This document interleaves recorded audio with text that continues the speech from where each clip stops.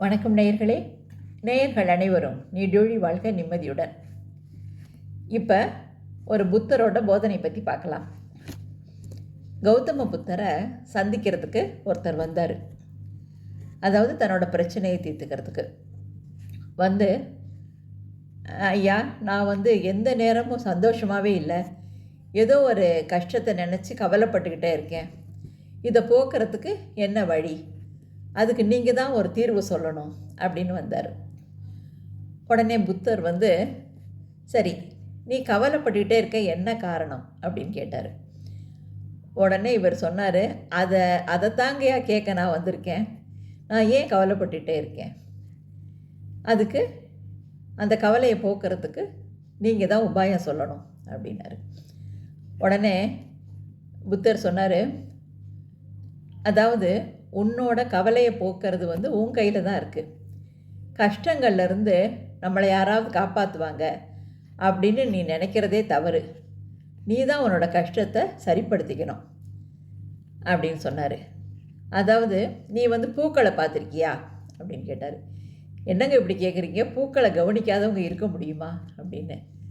அதாவது பூக்கள் காலையில் மொட்டாக இருக்குது, அப்புறம் போக போக நல்லா மலர்ந்து காற்றுல அப்படியே அசைஞ்சு ஆடுது, மாலை நேரத்தில் அப்படியே வாடி போகுது.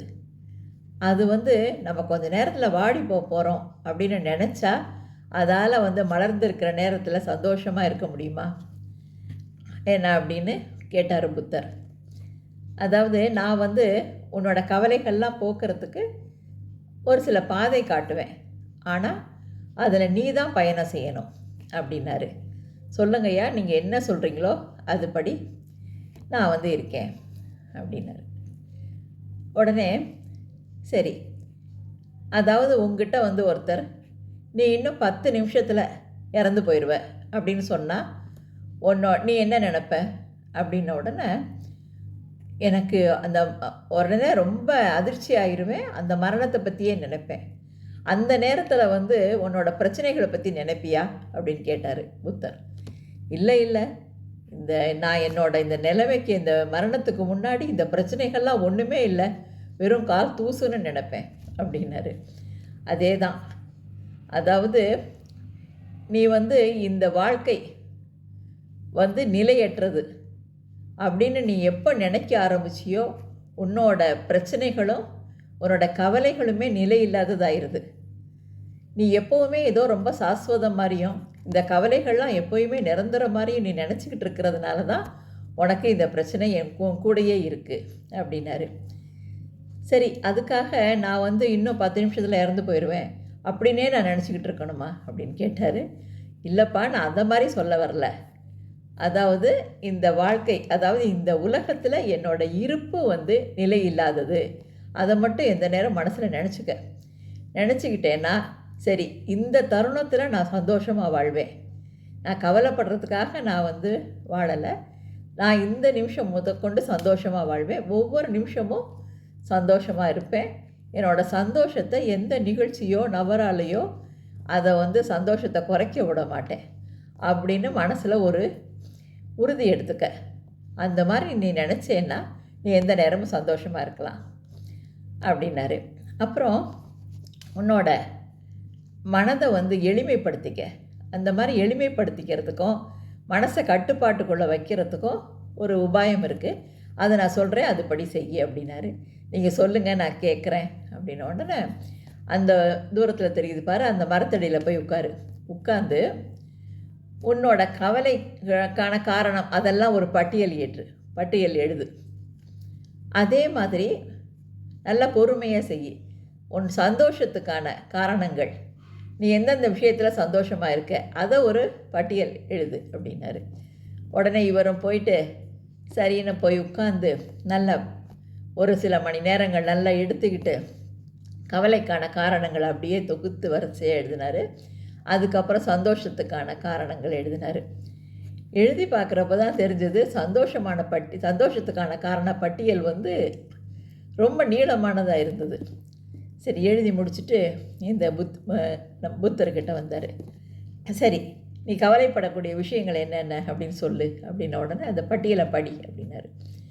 இவர் பார்த்துட்டு சொன்னார், என்னோடய சொந்தக்காரங்கள்லாம் ரொம்ப வசதியாக இருக்காங்க, நான் வந்து ஒரு கீழான நிலையில் இருக்கேன். என்ன அவங்களோட வந்து என்னால் எந்த போட்டியும் போட முடியல. அவங்கெல்லாம் வசதியாக இருக்கிறத பார்த்து நம்ம அந்த மாதிரி வாழலையேன்னு நினச்சி தினம் எனக்குள்ள ஒரு பொறாமை இருக்குது அப்படின்னாரு. அதே மாதிரி என்னோடய பக்கத்து வீட்டில் இருக்கவங்க, என்னோடய நண்பர்கள் எல்லாம் ஒரு உயர்ந்த அந்தஸ்தில் இருக்கிறப்ப நம்மளால் அது மாதிரி இல்லையேங்கிறதையே நான் நினச்சி கவலைப்பட்டுக்கிட்டு இருக்கேன் அப்படின்னாரு. அடுத்து வந்து இப்படி எனக்கு ஒப்பிட்டு பார்க்குறதுனாலையே நான் எந்திரிச்சதுலேருந்து காலையிலேருந்து ஒரே கவலையாகவே இருக்குது. அப்புறம் நான் வந்து ஒரு ஆடம்பரமான வாழ்க்கையை கற்பனை செஞ்சுக்குவேன். அந்த கற்பனைப்படி நம்ம இல்லையேன்னு நினச்சி கவலைப்படுவேன்.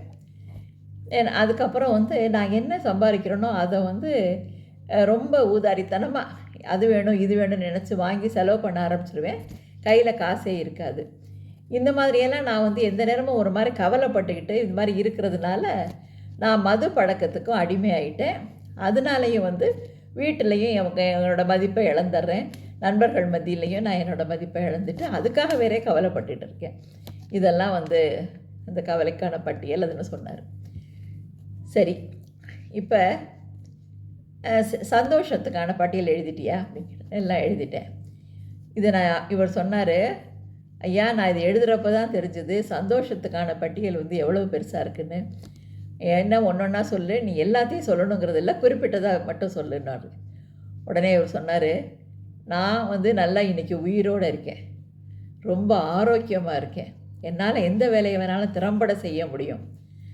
அடுத்து வந்து என்னைய நல்ல கண்ணும் கருத்துமாக இன்னைக்கு வரைக்கும் கவனிச்சுக்கிற என்னோடய பெற்றோர்கள் இருக்காங்க, எனக்கு அன்பான மனைவி இருக்குது, நல்ல குழந்தைகள் இருக்காங்க, என்ன என் மேலே ரொம்ப பாசத்தையே பொழிகிறாங்க. இதெல்லாம் வந்து விலை மதிக்க முடியாதது. என்ன இதை நினச்சி வந்து நான் எந்த நேரமும் சந்தோஷமும் பெருமையும் அடையணுமே தவிர நான் மிச்ச விஷயங்களுக்காக கவலைப்படக்கூடாது அப்படிங்கிறது எனக்கு தெரிஞ்சுது அப்படின்னாரு. உடனே புத்தர் சொன்னார், பாரு, அதனால் நீ வந்து எந்த நேரமும் நீ கவலைப்படலே ஆரம்பிக்கிறப்பயே உன்னோட சந்தோஷமான விஷயங்களை பற்றி முதல்ல நினச்சிப்பார். ஏன்னா அந்த நினச்சி உன்னோட சந்தோஷமான சில தருணங்களை நினச்சிப்பார், இந்த கவலை மாறிடும் அப்படின்னாரு. அப்புறம் வந்து இவர் உடனே அவர்கிட்ட வேண்டிக்கிட்டு, புத்தர் உங்களோட பாதங்களில் ஏன்னா இன்றைக்கி சரணாகதி அடைஞ்சிட்டேன் பாருங்கள், என்ன இன்றைக்கி உங்களோட இந்த போதனையை ஏற்றுக்கிட்டேனே, இதுவே எனக்கு வாழ்க்கையில் கிடைச்ச மிகப்பெரிய பாக்கியம் அப்படின்னு சொல்லிவிட்டு அவர் விடை பெற்று போனார். இதுலேருந்து நமக்கு என்ன தெரியுதுன்னா, நாமளும் இதே மாதிரி தேவையற்ற விஷயங்களுக்கு இதுக்கெல்லாம் வந்து கவலைப்படுறத முதல்ல குறைச்சிட்டு நமக்கு என்னென்ன சந்தோஷங்கள் வாழ்க்கையில் கிடச்சிருக்கோ அதை நினச்சி நம்ம சந்தோஷப்பட ஆரம்பித்தோம்னா நம்ம கவலைகள் படிப்படியாக குறையும் அப்படிங்கிறது இந்த புத்தரோட போதனையில் தெரியுது. இது மாதிரி அடுத்தடுத்து சிலவற்றை பார்க்கலாம் நம்ம. ஆல் தி பெஸ்ட், வாழ்த்துக்கள்.